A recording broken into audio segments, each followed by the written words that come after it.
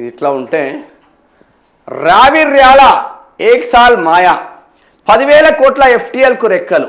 ఓర్ని అమ్మ, ఎఫ్టీఎల్ భూమిని కథం పట్టించిన కుచించుకుపోయిన చెరువు పరిధి. పట్టాదారుల్లో సచిన్ టెండూల్కర్ భార్యతో పాటు సినీ నటులు, సెలబ్రిటీలు. వారే వా, ఏమున్నదిరా గీడికి పోరా మా వాళ్ళు మళ్ళా.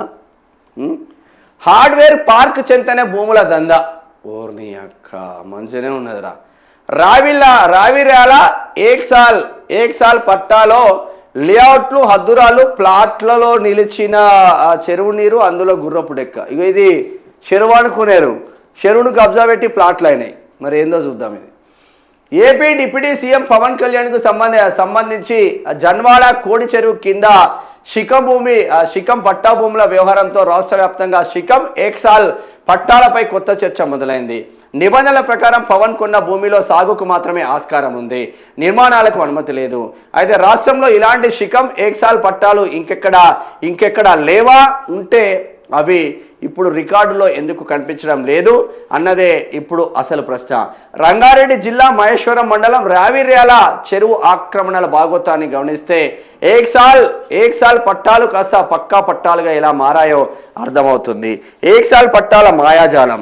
రావిర్యాల చెరువు ఒకప్పుడు 1200 ఎకరాలు ఉందంటారా. 1200 ఎకరాలను ఎవడు కబ్జా పెట్టిండో అర్థం కావట్లేదు.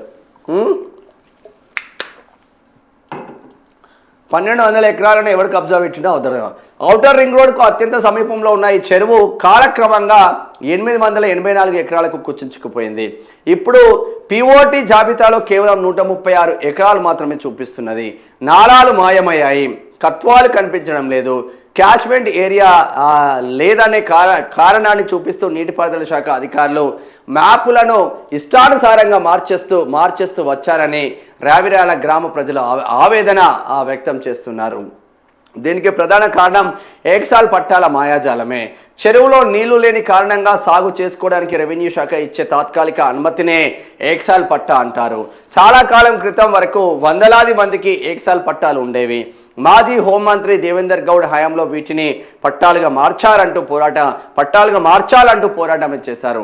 ఆ తర్వాత టీడీపీ, కాంగ్రెస్ ప్రభుత్వాల హయాంలో ఎలాంటి అధికారిక ఆదేశాలు లేకుండానే ఎఫ్టీఎల్ పరిధిలోని భూములకు రికార్డుల్లో పట్టా భూములుగా మార్చేశారనే ఆరోపణలు ఉన్నాయి.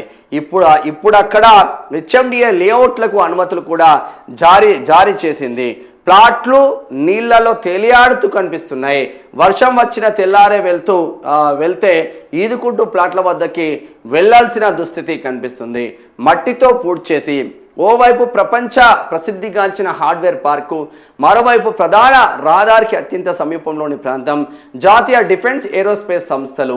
ఈ క్రమంలో ఎకరా 10 కోట్లకు పైగా పలికే ఈ భూములు ఇవి రావిర్యాల చెరువు ప్రాంతంలో చెరువు పరిధిలో కొంత ప్రభుత్వ భూములుగా రికార్డులు ఉన్నాయి.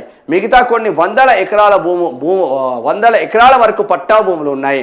అయితే అవన్నీ కొన్ని దశాబ్దాల క్రితం ఏక్ సాల్ పట్టాలుగా రికార్డులో ఉండేవి. కానీ వాటిని టీడీపీ, కాంగ్రెస్ 6లో సచిన్ టెండూల్కర్ భార్య పేరు కూడా ఉందంటనే.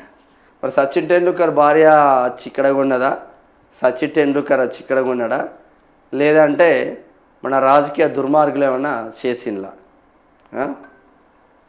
అంతా పెద్దలే అంట. చూద్దాం ఈ కథ ఏందో.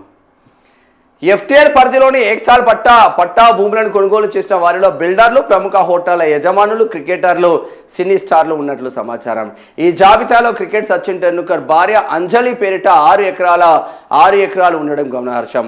అలాగే క్రికెట్ అసోసియేషన్లో కీలక భూమిక పోషించే చాముండేశ్వరి నాథ్ కుటుంబ సభ్యులు కూడా ఉన్నారు. పొరుగు రాష్ట్ర ఎంపీ, ఎమ్మెల్యేలు కూడా ఇక్కడి భూములను కొన్నవారిలో ఉన్నారు.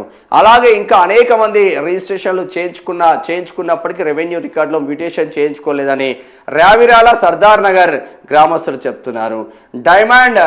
Diamond Mariam Kurian, Aditya homes, R Gopal finance limited, Sachin Tendulkar భార్య అంజలి టెండూల్కర్, ఎంఎస్ శ్రీ బసీబేస్ ప్రైవేట్ లిమిటెడ్, వెంకినా చాముండేశ్వరి నాథ్తో పాటు మరికొందరు సెలబ్రిటీలు, హీరోయిన్లు కూడా ఉన్నట్టు సమాచారం అందుతుంది. వారే వా,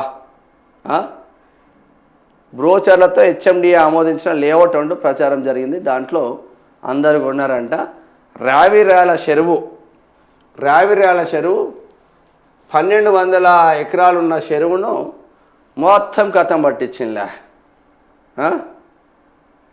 మొత్తం కథం పట్టించిందంట. 1200 ఎకరాలు ఉన్న చెరువు 136 ఎకరాలు మాత్రమే చూపిస్తుందంట. ఇక చూసుకో. ఇప్పుడు దీనిపైన ఒక సిట్టేసి దీనిపైన ఎంక్వైరీ చేసి ఎవడెవడు ప్రభుత్వ భూములను చెరవచ్చిండో వానిపైన కేసులు పెడుతున్నారా, కేవలం హైడ్రా రూల్ చేసి తీసుకుంటుందా? నువ్వు ప్రభుత్వ భూమిని కబ్జా పెట్టినవరా నా కొడక అని చెప్పేసి వాడిని ఏమైనా లోపలేస్తున్నారా? ఏది లేదు. మనోడు కబ్జా పెడితే ఏం కాదు, మంది కబ్జా పెడితే తప్పు.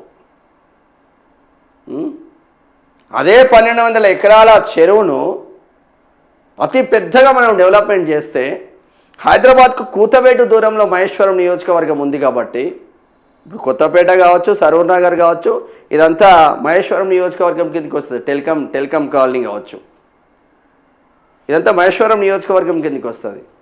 సో తద్వారా మనకు మంచి జరిగే అవకాశాలు ఉంటాయి కదా.